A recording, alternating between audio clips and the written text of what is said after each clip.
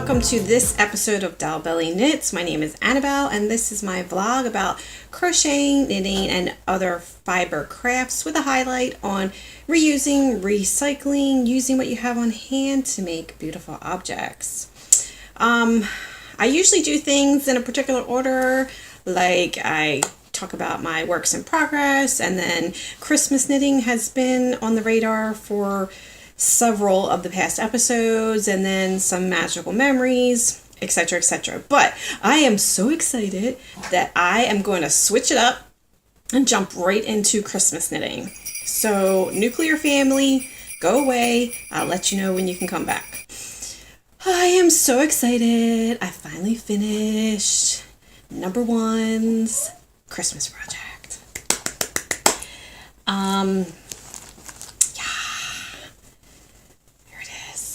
Right, okay, so last time I talked about this, I was stuck on the island, but I finished all the components, and I also started, obviously, construction.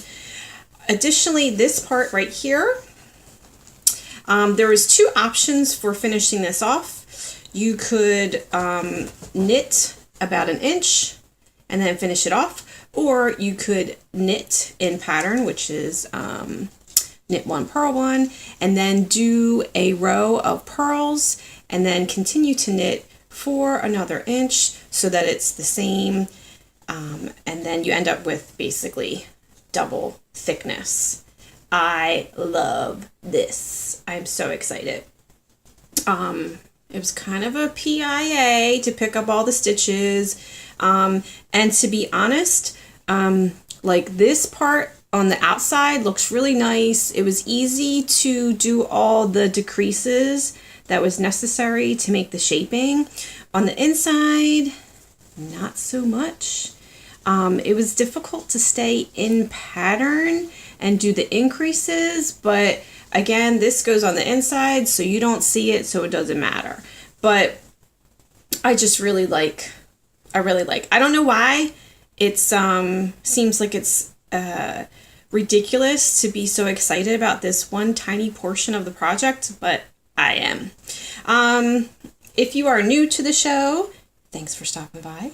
And this project has been made using Vanna style yarn, which is 100% acrylic. So very interested to see the completed project, everything all put together. I did pop it on myself, and I'll insert a picture of that after I had constructed this portion just to see it. So yeah, I went with the acrylic just to for ease of care, especially since this is like the first time I've done something like this, and I'm not sure how much use it's going to get, and I didn't want to invest a lot of money in like a wool or something that was hand dyed, or at this point in time, you know, just it's a new thing, and I didn't want to go that far. But I've been extremely happy with this yarn, the way it knits, the way it feels. I did do a swatch. I washed it up and dried it. It doesn't look any different, so I'm super, super excited about this. Can't wait to see it completed, and can't wait to give it away at Christmas. I do know I'm not going to be able to block it, but it is what it is. So, yay! Super excited about that. Christmas present number 2 that I talked about last time I showed you actually hasn't gotten started yet because it was a tangled mess of wool. That hasn't changed too much. I did spend some more time on the project, or on trying to ball up this mess, and I do have some more balled up, but it's still, a lot of it is a really big knot, and I think I'm just going to cut it. I think I'm going to cut it and move on because Christmas is rapidly approaching. So I'm going to cut it and move on and get started with that. And then I actually have been kind of hyper focusing on present number 1. So I didn't even start the third option. But I don't feel too bad about that. I think that will go rather quickly considering the nature of the yarn, the size of the yarn, and the needles that are used to construct that particular project. And I know I have been speaking in code and pointing to the top of the screen, and that is because I'm trying not to give away too many details about what it is exactly that I'm knitting for Christmas. However, if you are interested and would like to know exactly what I'm doing, I will put in the description box below all the people, the places, the yarns, the patterns, everything that I'm working on, and everything that I mentioned in this show you'll be able to find down there. Additionally, you can come and check me out on my Ravelry page. I am Dollbelly on Ravelry. I am Dollbelly on Instagram. And if you go to my Ravelry page, you'll be able to see the projects there, and you can see the yarn I used, the needles, when I started it, when I finished it, that kind of thing. So that's Christmas knitting. And I'm kind of sad that I'm not going to be doing as much Christmas knitting as I normally do. It's just the nature of the beast this year. It's been a very busy year for us as a family, so I haven't been able to devote as much time to knitting for others as I would like. Again, it is what it is, and Christmas is it's about giving, not getting, which totally, again, makes me feel like I should be giving more. Anyway, that's neither here nor there. Let's move on to works in progress.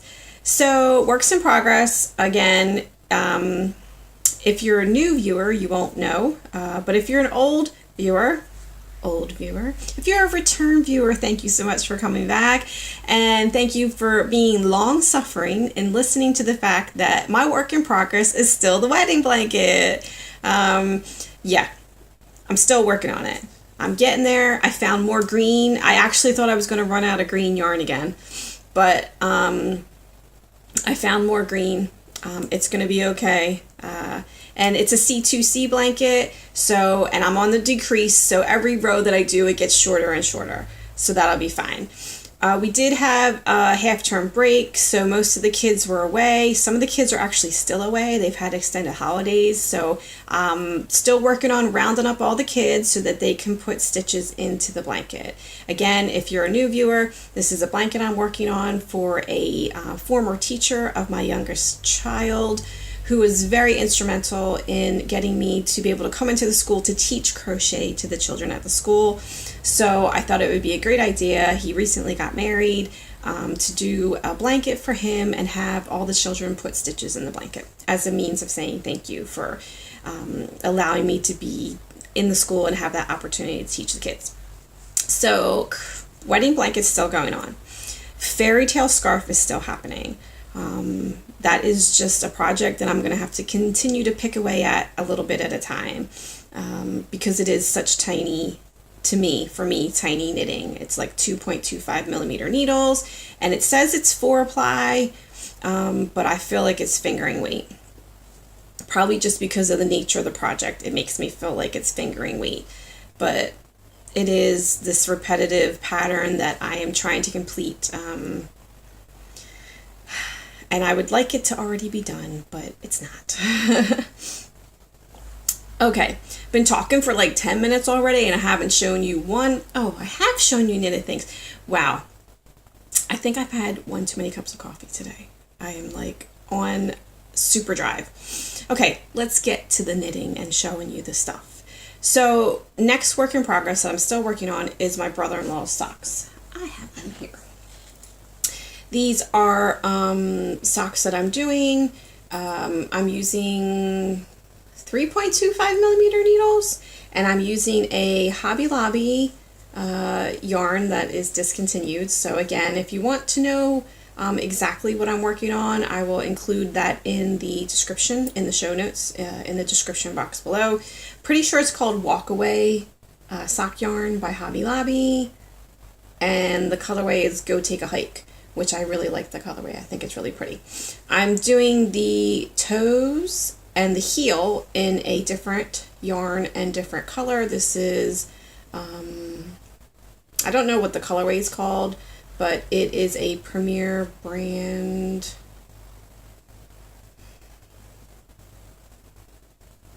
Sock yarn. I'll put it in the notes. So this is gray, obviously. And I'm doing an afterthought heel. So this is the back side, and the heel would be where that little gray line is when I'm done. The last time I showed them, I think I was just over where I had inserted the waist yarn for the afterthought heel. I'm on the cuffs now, and I decided to do a, turn it around, decided to do a 1x1 rib, but a twisted rib. So all the knit stitches are twisted knit stitches. I love the way that looks. Yeah. So I'm almost done. This is definitely more than a hoe. I was going to say more than a woman, but okay. Anyway, almost done. Very happy. Hope they fit. If they don't, I'll make another pair. But yeah, I'm excited about them. I think it's a great colorway, and it's been nice to work on it, do something a little different. I've been trying new things and new techniques in sock knitting for 2018, so this definitely is on my list of new techniques and yarns and needles that I've tried. So super excited about that. Other work in progress that I have going on is another pair of flip-flop socks.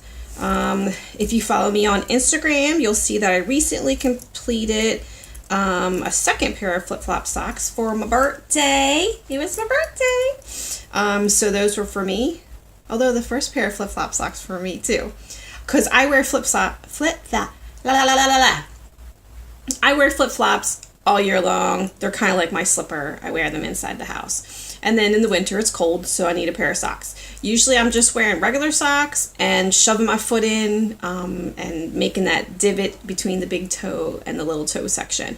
So now I have socks that actually are meant for that, and I really like it because then I can just chuck off the flip-flops, put on the regular shoes, leave the house when it's time to go. This pair of flip-flop socks, again, I'm using leftovers from when I made socks. This is the Premier brand wool-free self-striping sock yarn.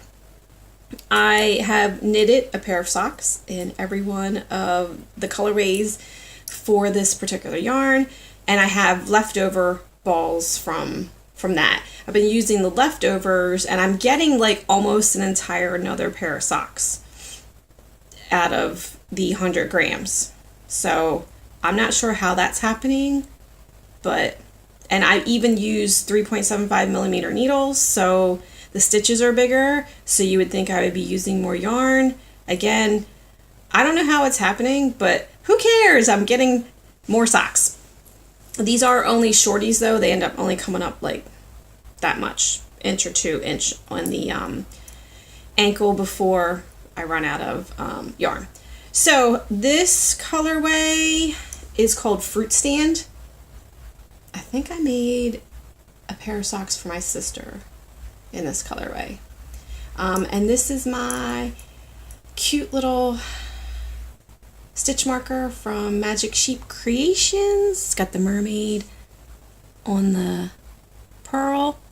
And I use that just to denote what the front is of the sock and the back, so that I put the heel in the right place, because this is definitely this pattern with having the separate toe, big toe, and then little toes. There's definitely a left sock and a right sock. I am knitting these, and I think I'm going to put them up in the Etsy shop. I do have an Etsy shop. It's called Smith Family Heirlooms. I don't really have very many items in the shop. I set it up with the purpose of allowing my children really to put their items in the shop. They're very artistic. They like to draw. I think I have a drawing up for sale, or painting, water painting by my oldest. So yeah, the intention of the shop was to really kind of just allow my kids the venue, and I did put one item up there as well. kind of a, I'm modeling the behavior I would like them to have, that they can make things with their hands and possibly make a living out of it, and do something that they love and enjoy.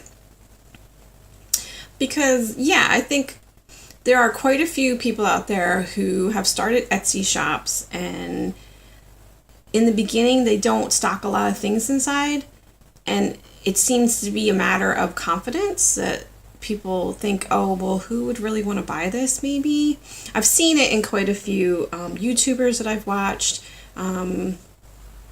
So that's probably what's going on with my kids, that they just need that little bit of extra confidence that what I made is good. It does have value, both intrinsic and monetarily. It has value, and I would really love them to get that taste for themselves, because the world is changing, that's for sure, and I don't know how much longer we're going to have the traditional days of going to go to college, and then you're going to get a college degree, and then you're going to work in the workforce. That doesn't seem to be working out for many of our youngsters today.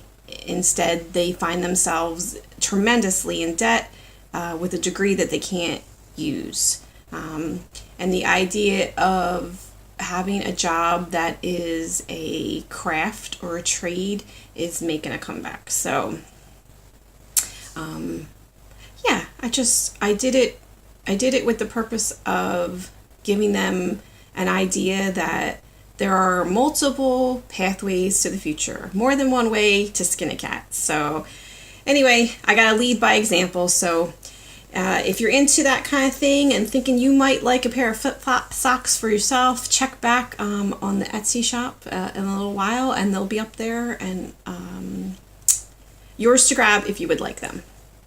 Okay, I actually have a finished object to show, but not to show. It was Remembrance Day recently, or Veterans Day in the United States. And on Remembrance Day in the UK, it's also called Poppy Day. And everybody wears poppies in honor of those who have served and died in their service for the military. It's a big deal. And I'm all for giving that honor to those who have given all. So I made some poppies for the girls to wear to school, and to plant poppies at the school. So I have a picture that I can insert, but I don't physically have them. But yeah, so I made poppies for them to wear on their jumpers. And then the school did a poppy planting, so I made other poppies. And I actually took like floral wire and made a stem so that they could plant those poppies. They told me that they got very good positive reactions to theirs, because most people purchase these paper poppies that are on little plastic sticks. Of course, they do it for charitable purposes. The money goes to veterans associations and other funds like that here. So that's usually what you'll see a lot of the paper poppies, because it's just once a year that they wear them, and I'm sure every year goes by, people don't have a problem with giving more money to the poppy appeal. But I was like, I can crochet them, and they'll look so cute, and they did.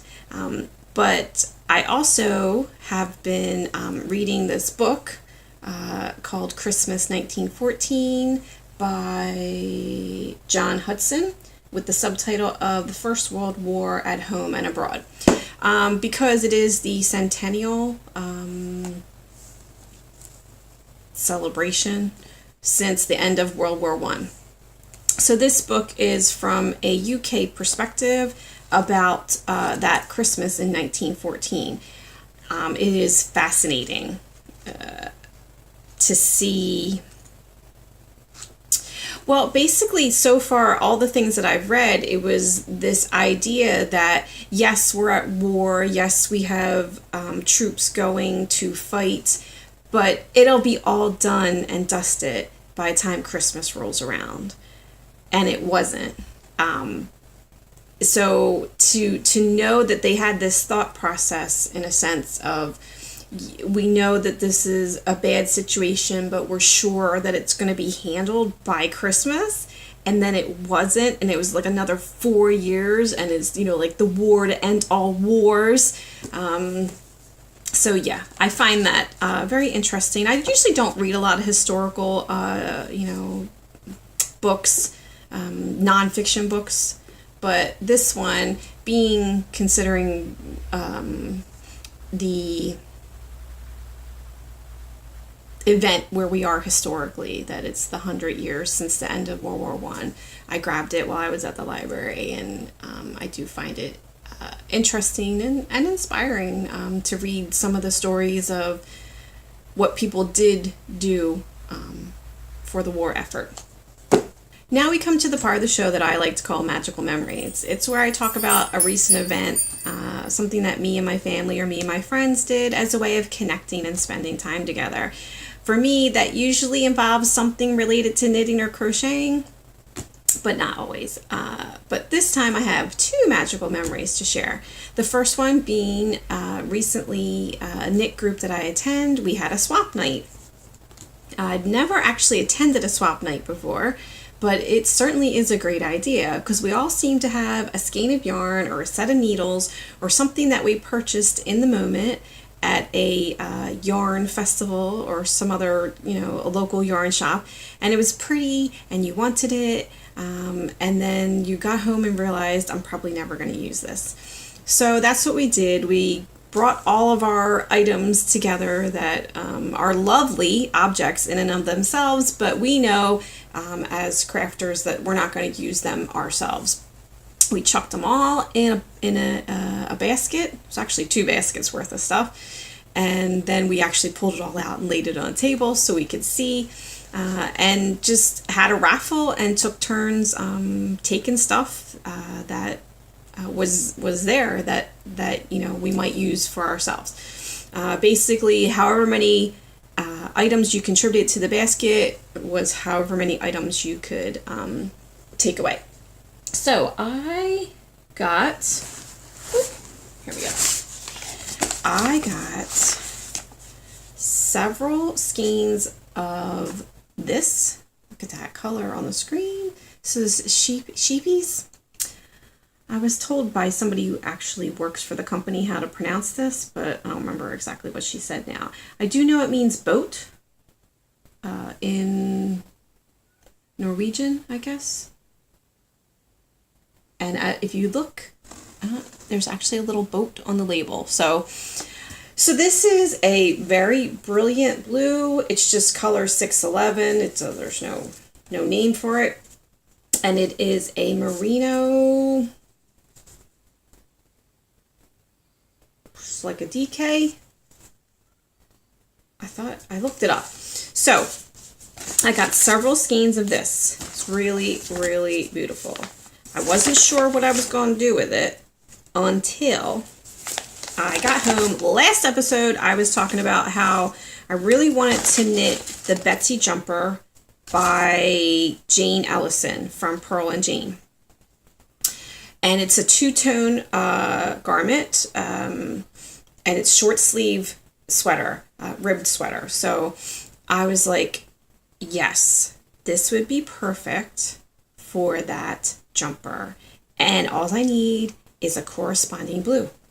And last time I talked about this, I was going to get some more Vanna style and try the Betsy jumper in the Vanna style, which is the same that I used for the Christmas knitting that I was doing, because I really like the wool. So what I did was I got some blue. So this is, I know these have names. Here it is. Blue marine? No. That's not English. That's French. Navy. There you go. So I got some navy blue, and then I was like, yeah, that'll go really well. Because this is like a royal blue. This is a navy blue. And I think I worked it out that this would be the top of the jumper, and this would be the bottom of the jumper. So I am super excited about that. It kind of throws off my plan of having a garment that's completely washer and dryer friendly, although this is superwash, 50% superwash merino, 25% micro, 25% acrylic maybe. So I can, actually no, this says this is washer dryer. Hey, yeah. Although I don't know if I actually would stick it in the dryer regardless. Things that you hand knit, you kind of are really leery about the dryer, even if they're made out of acrylic. So, oh yay, I'm so excited now. Hey, you learn something new every day. I really thought I was going to have to be a little more careful because of this, but I guess I just saw the merino soft and thought it was going to have to be hand wash only. But, I mean, it does indicate it wants a hand wash cycle, but it does have the dryer option on the label. I'll have to look that up. Anyway, so that was from the swap night. I got this, and then I paired it up with that, and I'm going to make the Betsy jumper.